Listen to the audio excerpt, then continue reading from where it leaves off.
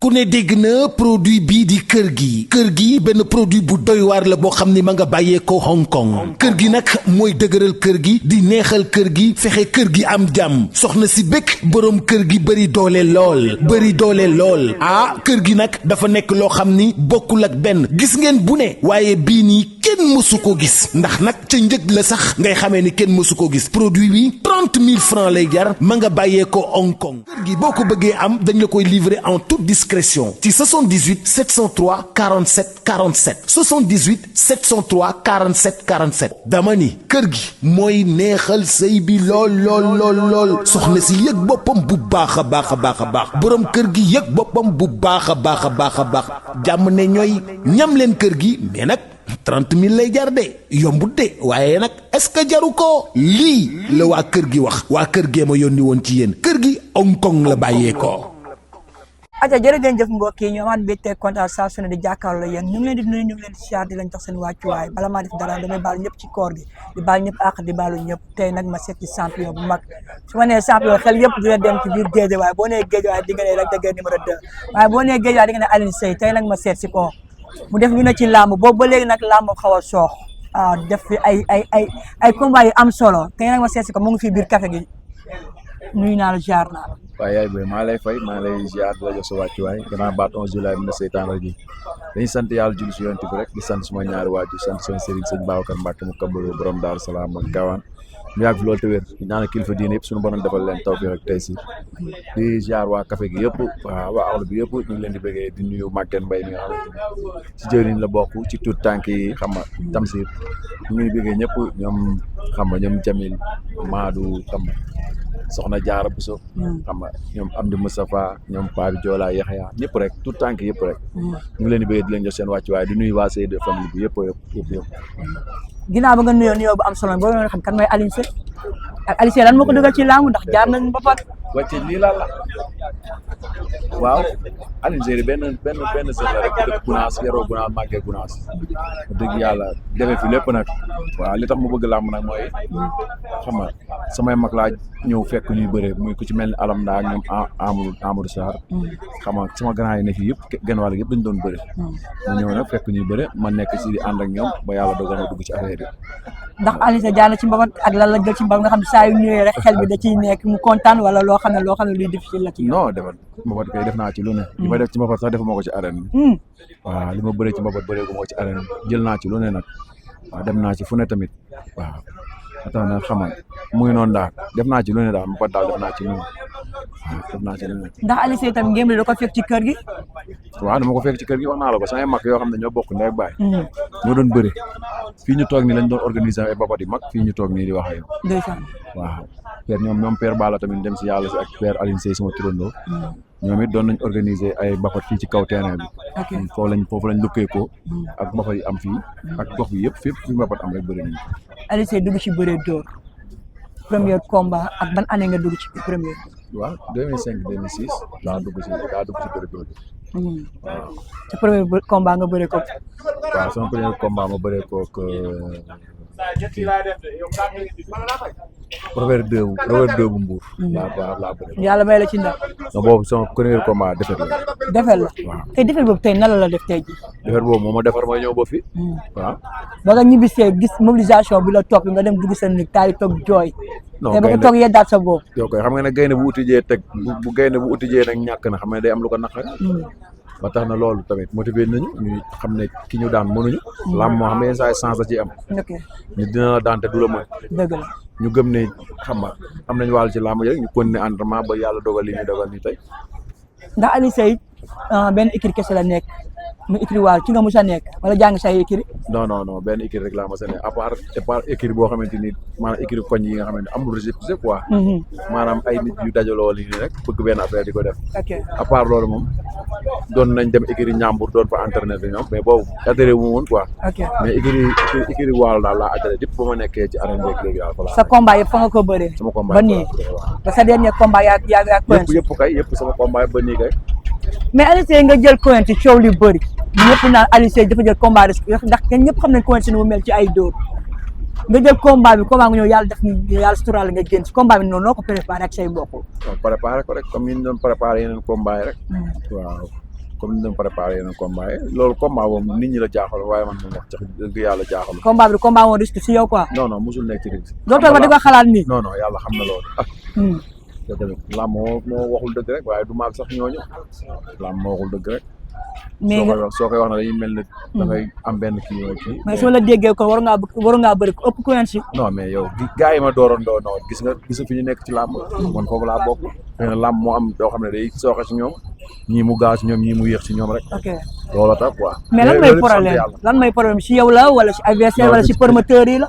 du ci man ci adversaire yi la ak yenn saa yi ci promoteur yi ndax promoteur yi ñoo yor seen xaaj di tëgg. adversaire yi tamit yenn saa yi ñu xool lu nooy wala ñu xool fu ñuy jaar promoteur yi ñooy tëgg mais du ci man ndax mooy damay bëre damay xeex damay mobiliser comme li gars yi bëgg yëpp lépp làmb bëgg damay maa ngi ci kon du ci man. mais des fois promoteur dina la woo ngeen wax ci prix ba pare nga dem ba ci digg bi changé waat ak bëri na. non waaye non mën dañ lay proposer rek nga d'accord ko bëre d'accord ci adversaire bi ñu la wax doo bëre loolu kese la. des fois su ma la dégg adversaire yi ñu lay proposer moo la dul arrangé yow. non yenn saa yi xam nga làmb moom yenn saa yi di nga bëgg nit. diw kooku du la bëgg. yenn saa yi nga bëgg nit mu bëgg la. waaw yenn saa yi noonu lay demee yenn saa yi dina du adversaire booy nekk si làmb du adversaire bu ñu la wax rek nga bëre. nit da nga am plan de carrière. waaw mi ngi noonu la demee. nit day am plan de carrière. waaw ñu gis Alioune Seye combat yëpp kaaw yi ñoo ci ëpp. Alioune Seye est-ce que nekk tamit dóor yee tax tamit mbëri ñemewuñ la tamit. waaw loolu ci la bokk do nag gars yi te kaaw yi ngay kaawee. mu ne ko loolu ci la bokk nag moo tax gars yi di moytu mais comme ni ma ko waxee rek mu yàgg mu yéex ak lépp rek dóor yi moom ci kanam la jëm. day gën a métti. waaw day gën a métti moom. su ma la déggee ku lay jël na la jël si moment bi ñu toll nii. non ku bëgg jàmm dama jël ci nii mais lu muy gën a yàgg si ñoom di gën a métti si ñoom. loolu kay ndax génn meer la fanaanu. non musuma mer sax mais. génn meer la fanaanu ngay waxee ni génn meer la fanaanu. waaw génn meer la fanaanu kon. mais sa diggante ak Eumeu Sène ñoo ngi ko doon wax nee nañ combat bu war a taxaw la lan mooy problème lu tax taxaw ci yow la wala ci Eumeu Sène la. parce que Eumeu Sène waxoon na day may xale yi sens. combat boobu moom xam nga yéen a ma ciy laayaa may waxaat ne rek mais wax nañ ci liñ ci waroon wax yëpp gis yàlla li mu dogal Eumeu Sène dem na jël Franc loolu wërsëgam la sant yàlla rek doon nañ ko bëgg nag am na ay promoteur yu ko bëggoon muy Makan maa ngi koy nuyu au passage ak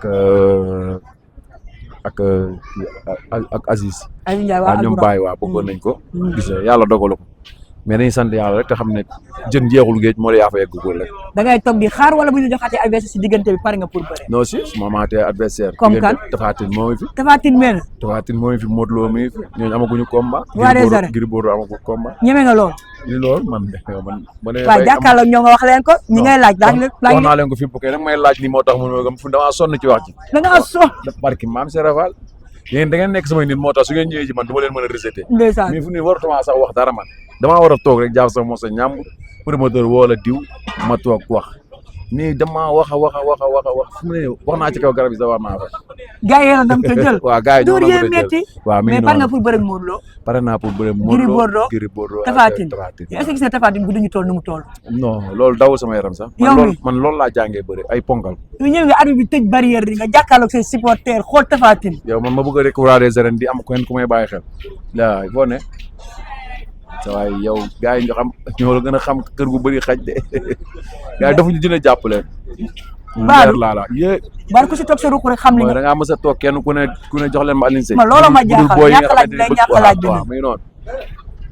est-ce que tamit est-ce que doo wàññi dóoraate yi tamit papa tamit bàyyi wàññi kanam la jëm de kanam la jëm day gën a métti day gën a métti de kanam la jëm de dóori ma ko wàññi de bu dee moo tax ñuy ruux dinañ gën a ruux waaw ndax du ma ko bàyyi ak ñoom ma ko bàyyi ak ñoom de leer laa la wax. mais Alioune Seye nan lay dundee koor gi ak entraînement yi. waaw koor gi dañ koy dund rek comme ni ko jaamu yàlla yëpp di dundee fii nii xam nga. lii c'est la première fois la wala à chaque koor da nga koy def. non li ma 5e année xaw ma 6e su ma juumee. ok waaw ñu xëy rek ni la ñuy demee dañuy togg ay fonde. ñeenti fukki ci fonde def ci dute ak café ak ay mburu jox ko jaamu yàlla yi. waaw ba tax na xam nga ci loolu lañ nekk. waaw bu ñuy wooree dañuy ñëw fii partage koog nit ñi waaw waa koñ bi ñooy boole seen dërëm ak seen ñaar dërëm ñu ñëw fii lépp loo xam ne togg nañ ko fi rek pour jaamu yàlla ñi nga xamante ni dañuy romb joteeguñ seen kër ñu mën a jàdd ndogu ak ñi nga xamante ni tamit ñu ngi fii yenn saa yi seen loxo du jot seen ginnaaw ñu ñëw ndogu rek waaw ñu partage koog ñoom quoi mais ci lii daal lañ nekk mais est-ce que des fois tamit du am problème mu xaalis pour nga mën a préparé comme ndogal li nga wax nii parce que li nga def nii yomb. waaw non problème mu xaalis dina am mais mooy li ñuy wax rek booy def te yàlla tax moom suñu borom moo ci teg loxo quoi. damay jaamu yàlla xam ne dañoo bëgg lu baax. dañuy gis nga yenn saa ma dugal ci statut wala yenn saa ma dugal ci TikTok. ñu woo la ne dañ ciy jàpp. affaire xam nga loolu taw féex la quoi ndax saako dugub bi ñaari fan lay def. saako dugub bi waaw te saako dugub bi mi ngi jàll presque 14000 wala 15000. waaw chaque jour 2 jours ba koor gi jeex xam nga loolu budget la. bokkut ak suukar café léegi dafa yokk. xam nga chaque 5 jours rek 18000 la café gi. chaque 5 jours. xam nga loolu budget la suukar bi ñëwagul ak beurre ak chocolat ñëwagul loolu yëpp. mais dañ koy sant yàlla xam nga boobu ba léegi ñu ngi kii mais wax dëgg yàlla taxawaaloo guñu fenn nag. ñoo ngi ciy nekk chaque jour affaire yi ngi mat quoi. mais dañ koy sant yàlla bu baax a baax ak ñi ciy jàpp di si def seen dërëm ak seen ñaar dërëm. ok sa diggante yàgg booy parce que lii dafa rafet ma ñëw fekk leen yéen ñëpp ngeen nekk benn nga wàccee sa bopp sa diggante yàgg xale la. non ñii samay doom lañ. ñii samay jarbaat lañ. waaw fii ñëpp ñii samay rakk lañ ñii samay doom lañ ñii samay jarbaat lañ. waaw man maa leen mag.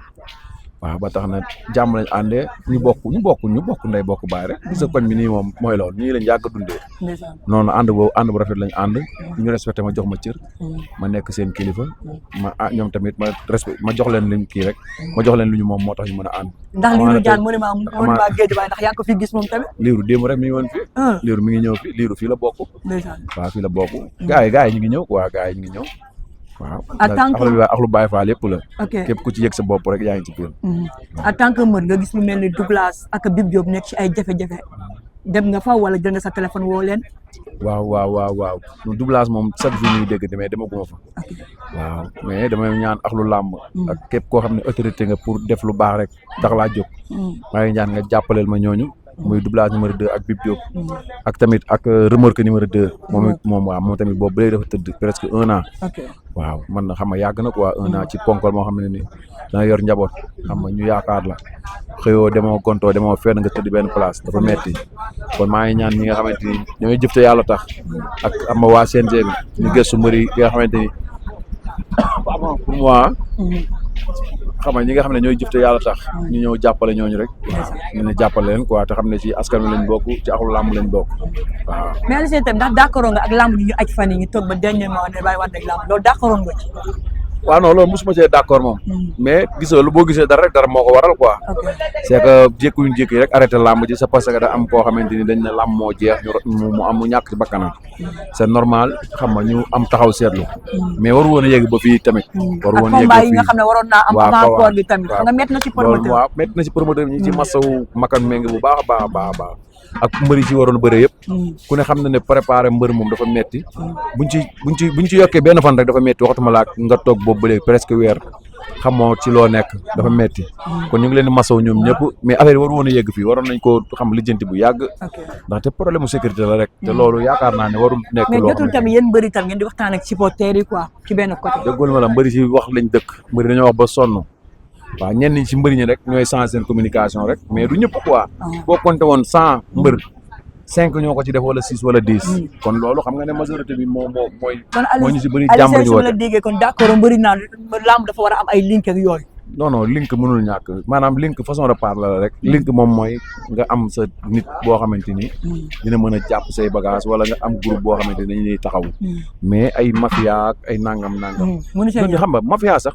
duñ kii mais ni ko gars yi di jëlee mafia léegi mooy affaire de banditisme affaire de waga affaire de gant affaire de loolu te loolu taxawul góor yàlla da ngay gëm sa bopp nga dem liggéey mais du da ngay xam nga nekk di xaar benn affaire am nga profité ci jël alalu jàmbur loolu du affaire nante loolu kii loolu affaire te moom lañ def nekk ci instant bi ndax ñun amuñu lu làmb bu ñu ko yàqale dañuy lor non dañuy lor ni naan ñax bu wow dina lakkaale bu tooy loolu rek tey jii ñooñ di def yooyu yëpp genn wàll gi mënuñu ci mbër bi 100 francs wallaahi waaw tey bu ñu yàqee làmb tey ñii dañuy lor rek dañuy lor waaw nañu xoolaat ni doxalin nii ba pare loolu du ci làmb kese jikko yi ñoo yàqu ci jëm boppam waaw demen boo dem rek agression baa nga fa violence baa nga fa ba ci ensemble bi nga xamante ne fa la kàddu réew mi di jógee da ngay gis ñuy sànnante di dóorante di gaañante kon léegi ñun fan lañ jëm na gars yi defaraat jikko yi te xam ne ñoo bokk suñu réew mi dañ ko jéem a rafetal li nga yéene sa bopp nga yéene ko sa morom loolu moom mooy àdduna quoi mais jël ne man rek maa war a am wala man rek maa war a baax la sa morom doomu aadama liggéey xaalisam xam moo fu mu ko lan la ci nar nga ñëw ne ko maa la ko gën a yeyoo loolu baa doole la kon nañ delloo si xel rek te xam ne àdduna amul solo quoi. ñu gis lu toll ni tamit lutte bu mel ni gis nañ lutte bu mel ni Pokola Baldé Niang Ballo ñu nekk si prison bi am problème yu ndaw noonu noo gisee loolu. waaw ñi ñaan yàlla dindi génne leen ci jàmm rek yàlla génne leen ci jàmm rek. Niang Ballo suba la war a taxaw. waaw suba la yàlla na ko yàlla tafal tawfeex xam nga ñu bàyyi ko jàmm Pokola daa mel ni moom bàyyi nañ ko moom. moom 1 mois la war a waaw 1 mois waaw ba tey xam loolu yëpp ay ndogal yu tàbbi ci doomu aadama la rek bu ko defee ñun buñ ci génnee ñu xoolaat seen taxawaay rek xam ne àdduna amul solo boo nekkee ndaw am ñu topp sa ginnaaw daa am noo war a doxee la daa am noo war a waxee ba nga xamante ni ñëpp dañu mën a tirer ci yow leçon ba pare xam nga am na ci loo xam ne waru leen boo liggéey xëy na ñoom bu fekkee ne ay borom jom lañ bu ñu génnee ci lii dinañ am beneen façon taxaw bu ñu taxawee mais wax dëgg yàlla ay jantal booy rek xëy na affaire u jeunesse la rek mais tamit nit booy dem ci benn affaire ba ci yàgg war ngaa reculer xalaat ne man ñi am nañ topp sama ginnaaw am na ñuy dee ngir man su ma amee combat am na ñuy sonn ci ngir man ñooñu laay bàyyi xel waaw loolu boo ko defee rek yu bëri doo si détail yu bëri doo si dugg quoi. ngeen di préparé benn combat si diggante Lac de Guiers Ada Fass préparation combat Lac de Guiers foo la ci tool ndax ñoo ne ba pare 4 at yegg na ba pare. waaw ñu ngi waaj comme ni ñu doon waajee rek wala bu ko raw. ndax combat bu am solo xale bu lëj ngeen am. waaw xale bu lëj la mais ñu ngi ñaan yàlla defal ñu ci ndam rek. ndam lu sedd guy te neex. yéen ngi pare lépp. pare nañ fépp kay. pare nañ fépp di ñaan yàlla mi am ndam rek yàlla ñu yàlla defal ndam lu sedd guy. combat bu neex la. combat bu neex. combat bu neex la. fa laay jaaree bàyyi la nga tëj comme temps bi xoj nañu. te temps amul dañoo ñëw bett si la ñu lay remercier waa tamit ci yaata bi ñu yaata ubbi man ngeen bokk déggul ma yéen ci man ngeen bokk. yéen mënu ma leen bañal dara mais yal na yàlla def jàmm def sutura def xéwal di baalu àq ñëpp ñi nga xamante ni biir weeru koor bi ndax àq dafa sew maa ngi tuub tey jégalu si ñëpp rek leen ñaanal suñu borom defal leen tawfeex tey si di nuyuwaat xam nga waa Ahlou Café bi yëpp rek di leen bëggee waa di nuyu waa Seyde famille bi yëpp di leen kontaanee di leen ñaanal jàmm sutura tawfeex bu baax a baax a baax a baax di kontaan ci yow waaw di leen bëggee di nuyu caméraman bi waaw di leen ñaanal suñu borom gën leen a taxaw gën leen a jàppale ci barke Seydina Mohamed. waxa sa adversaire loolu dañ ne kàddu bu ngi leen di bàyyi message rek nañ la jël amul lenn lu ma ne bu dëgër baa ngi nii wow comme lay def effet Mbadou laa ni bàyyi masa gin tëj déggal loolu ndeysaan gis nga lii moo fi xewoon tey ma seet si woon Aliou Seye nee naa la champion la jàmbaar la guddi ñu toll na waroon na fekk mu am ay combat yu bëri mais kenn ku ne sa destin waaw ku ko jël rek nee naa da nga koo ragal waaw te nee naa leen nee na ku moment bii ku ko jël moment bii nii si kanamee tuuti day gën a métti ci yow kon ku koy jël yow nga jël ko fii wala moo métti waaw di sant sama caméraman bu baax a baax di jaajëfal Aliou Seye ci yaatal bi ma yaatal bi ubbil buntu yi ma ubbil ndax su la neexoon ma ñëw na la émission laal jël te tàgguma damaa ñëw nga ubbil buntu yëpp di la ñaanal jàmm di nuyu tam waa café gi yëpp naan leen li ngeen mun déen bu déwénee yaa ngi mun lu ko raw foofu jàmm ci yéen di kontaan ci yéen rek ku ne dégg na produit bii di kër gi benn produit bu doy waar la boo xam ni ma nga bàyyee ko Hong Kong kër gi nag mooy dëgëral kër gi di neexal kër gi fexe kër gi am jàmm soxna si bëgg borom kër gi bëri doole lool kër gi nag dafa nekk loo xam ni bokkul ak benn gis ngeen bu ne waaye bii nii kenn mësu ko gis ndax nag ca njëg la sax ngay xamee ni kenn mësu ko gis produit bi 30 000 francs lay jar ma nga bàyyee ko Hong Kong kër gi boo ko bëggee am dañ la koy livrer en toute discrétion ci 78 703 47 47 78 703 47 47 dama ni kër gi mooy neexal sëy bi lool soxna si yëg boppam bu baax a baax borom kër gi yëg boppam bu baax a baax jàmm ne ñooy ñam leen kër gi mais nag 30 000 lay jar de yombut de waaye nag est-ce que jaru ko lii la waa kër gi wax waa kër gee ma yónni woon ci yéen kër gi Hong Kong la bàyyee ko